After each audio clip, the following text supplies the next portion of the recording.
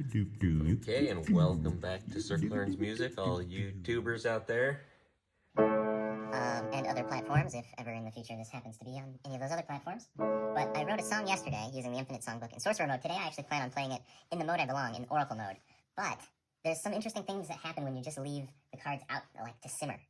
And now the song has had a chance to enter my subconscious or something. I don't know what's different about the second day you approach a song, but there is something different. I feel a little more comfortable with it. And so I'm just going to play around with the song I wrote yesterday in Sorcerer mode, and then maybe... So I do have the option if I want to take it somewhere else, now that I have this little core of a song and it almost has like a theme already woven into it. Now I can shift this theme around and leave these chords and keep something of the shape these chords made in my brain, and or reference it, or don't even reference it and come back to it later.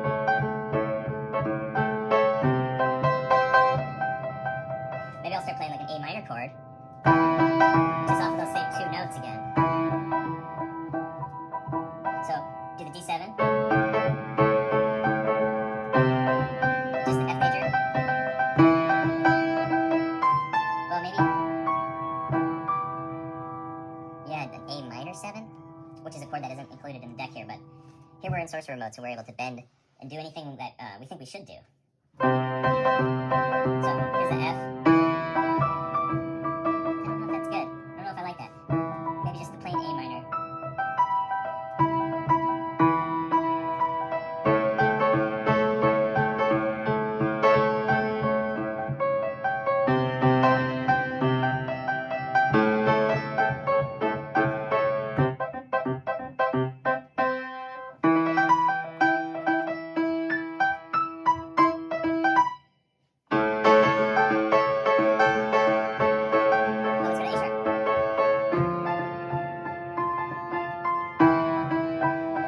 Trying to incorporate that A minor back into the second half of this now, but it's not working. I think an A major would have worked better there.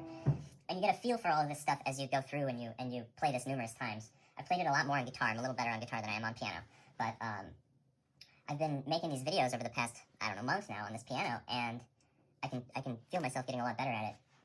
And then especially having the diversity of chord and chord changes and chord intervals that the Infinite Songbook provides. So as far as like accelerated learning goes, it seems to, you're not just looking at sheet music, interpreting those symbols, doing what those symbols tell you to do, and that's the reason you're doing the things you're doing, is because you're looking at those symbols. With something like this, the reason you're doing stuff is because of, like, you start to build a structure in your mind, and you're like, oh, it needs a wall right there, so let's put a wall there. And so your logic for the reasons you do things changes into, you're trying to build these musical geometries, and you're following that intuition instead of interpreting symbols. And then the outcome is like the person who made the song where you're interpreting the symbols from had to think about these musical geometries. Now, maybe not thinking in those visual terms, but it's in audible terms more. But they're sonic nesting geometries. Not geometries, it's the harmonic sequence, and there's nesting shells of sound is kind of what it is. But, yeah, I don't know what I'm... Oh, yeah, I was talking about how...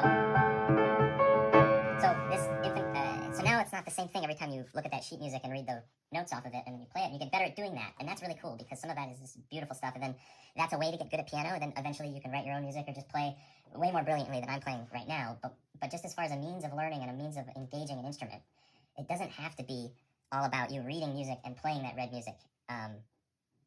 There's other ways. You can jam, and you can just try to explore chord structures and music theory that comes out of the chord structures, comes out of knowing a little bit about this shape. In my opinion, this shape has taught me so much about how things work musically. So let me stop talking. Oh,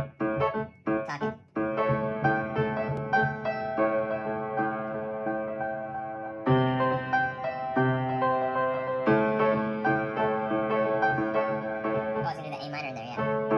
So I had the A minor right here. I could go through and just pull it out. You don't have to, but if it helps you, that anal retentive part of you, if you actually want to put the card there, you can. But there's only one A minor in the deck. Just like because there's only one minor variation. There's two major chords, one minor chord, and one seventh chord of every chord. Oh, don't tell me it's this. It was the one on the bottom. There's the next one that I was going to draw. That's hilarious. Okay, so. Got one. So now here's my new little thing that, I might want to remember this and write this down, just because it has the cool similarities of that, what are the notes? The A and C.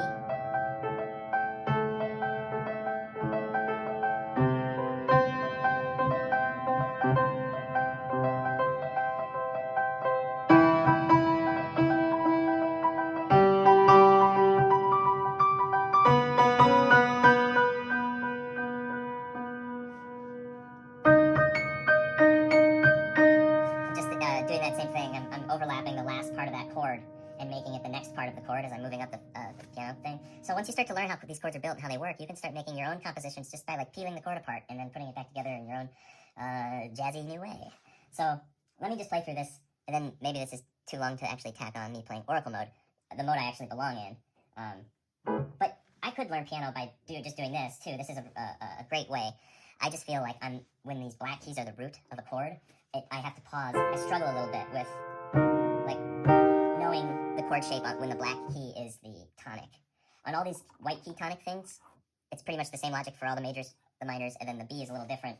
To do a major chord on a B and have that be the tonic and do the ionic mode, you have to venture out into these black keys, which is a cool door into the rest of the black keys, where then it's like, okay, how do I make that's a minor, so that's my major. So this is kind of where I'm at on the piano. So I don't really know piano that well, and with sheet music, I know how to read sheet music, but I know I can't sight read, and it takes me a long time to go, okay, so wait, that's an A, 1, 2, 3, so that's a E. Like I don't have it just burned in like you do when you do it from when you're a child, and it just becomes intuitive. But you don't need that intricate symbol interpretation skill to romp around on the keys here to tickle the old ivories. You just there's a different part of your brain. That's also brilliant. But it's not necessarily that same analytical symbol crunching Part of your brain. that mathematical Part of your brain. We have these other playful Parts of our brain. these like athletic Parts of our brain. that are really good at like imagining spaces and then timing. Part of your brain. It's just groovy and you know, it's like the dancing Part of your brain. the playing with a ball kind of Part of your brain. that music really engages in a great way. And I feel like the symbols Part of our brains have taken over what we believe music is, and that's like reading and writing sheet music. And it is that, but that is the hijacked version of what it is. That plays a role. But there are these other parts of what it is to be human that also play a role, that we all have. And a lot of us don't have that symbols part of our mind. And so we say, oh, we don't do music because we don't do that symbols thing. But you don't have to get caught up on that symbols thing. And that's like the starting point where people teach music. But I feel like this is a pretty good starting point. You just learn the chords, you learn how the chords work, you learn what the chords are, and then you can start building structures out of these chords instead of having to look at what other people have written and then regurgitating that. And then when you get along, then when you sit in front of a piano and you don't have sheet music, you can still do something. Some people are just frozen if they're not going to play a song that they learned or play sheet music. They can't do anything, or maybe I don't know. Maybe they can't. Of course, they could if they tried. In this way, it's just the way music is presented to us is that it is like a book you read or like a lecture that repeats the same way every time you engage it, and it was written or spoken by some brilliant person who's not you. And I like to engage music more as a language between friends that is unscripted. It's still a communication the same way a lecture can be. Lectures maybe can get more intricate because in a language between friends, you're establishing simple patterns, making sure that they understand the simple pattern, and then it gets modified, or somebody gets bored, or somebody gets mischievous and changes it on everybody, and everyone else has to adjust to that, and it kind of changes the whole wobble of the sonic structure that you're all writing on. And that is the really amazing part of music, but that isn't necessarily something to be bottled and sold and that fits in our culture that well. It's something that can happen among individuals at gatherings around a fire or just at a party devoted to playing instruments together, but not necessarily playing songs that everyone has learned individually at home, and now we're all going to play these songs together. And that's cool too. But what's even cooler is when everyone comes into a musical situation with like treat it like a conversation. So you can start off simple and instead of coming in with a speech and giving a long lecture, and now it's your turn to lecture, and then you give a long lecture. Instead, it can be like, how are you doing today? How are you doing today? How are you doing today? How are you doing today? How are you doing? Good. How are you doing? Good. Good. Good. Good. That is very nice. That is very nice. or whatever. I mean, the musical conversation can then get more complicated once people are. It's like you can't listen if you're talking the whole time, and people think that music is always talking, but if you take kind of a more timid, passive, and this can also be the enemy of music too. But if you don't think of it as you're playing your instrument and they're playing their instrument, but think of it as now you're forming one singular organism, and you can fill the spaces that need it or support the parts of the structure that need supporting. And it's like how soccer players or basketball players must think about it. Like, it's not necessarily you, it's like you're part of this organism, and it works better when you're that organism.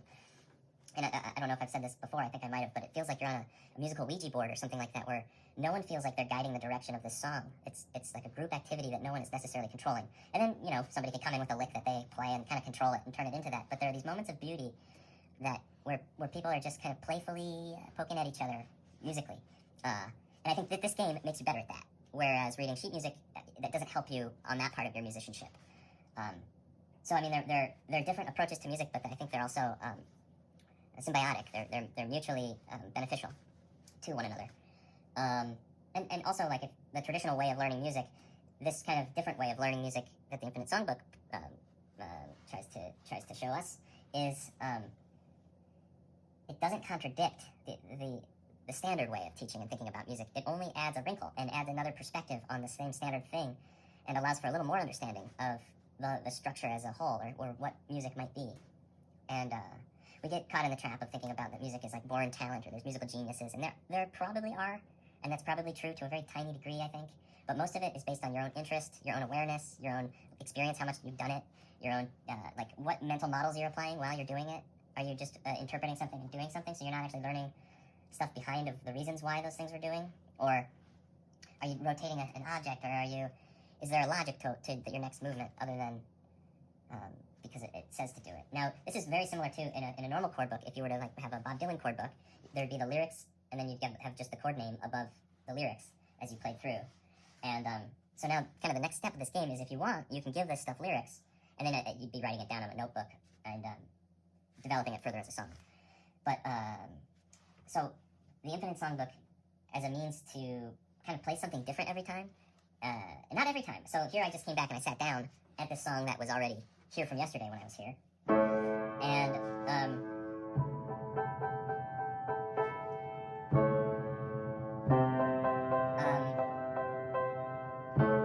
it seems like it's slow cooked in the oven of my mind, and I'm better at playing it, and I'm noticing more little things about it. So it might be good just to have the deck around your instrument, and just, instead of starting from scratch every time, you can leave the last game out and modify that over the course of a long time. I've never really played with this like that. I normally am antsy to see what lies next, so I'll be kind of destroy happy, and I'll destroy the little song I made, and then see what the next song is, see how I can fix it. And yeah, and that's basically the essence of Sorcerer mode of the Infinite Songbook. But let me get back to this, play that A minor that I dug through the deck and found. That's kind of cool, to the D. But it seems almost like I could make a chorus out of some A minor, A sharp, major, back and forth thing. But for now, I'm just going to loop back to the D7 from the A minor, go D7, F, A minor, D7, F, A minor, and then maybe move on to this and do A sharp, D, D7. And I'm just, once I do that, I'll be done.